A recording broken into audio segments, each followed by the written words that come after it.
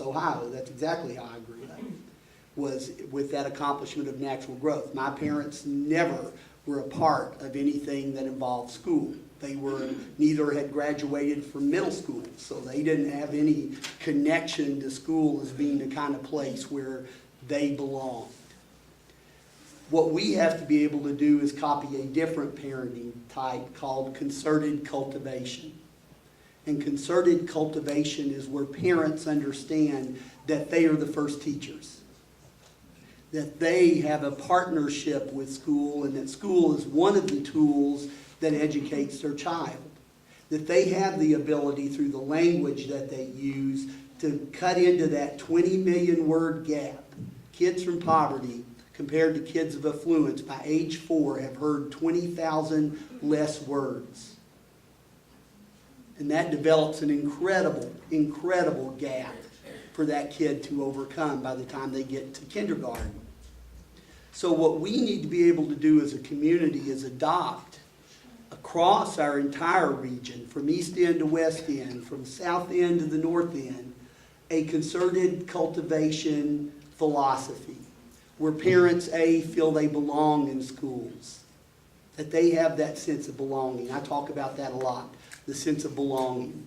We have to do a better job with our African American students and our kids from poverty to ensure they feel they belong inside our schools.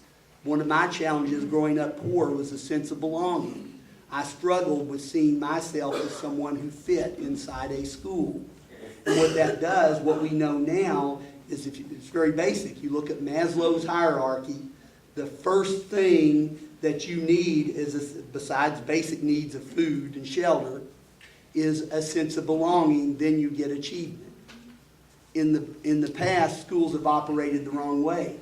They've made it so that you get achievement, then you get to belong. Then you get your picture on the wall. You're the star athlete, or the president of the science club, or the chess club. You have a niche.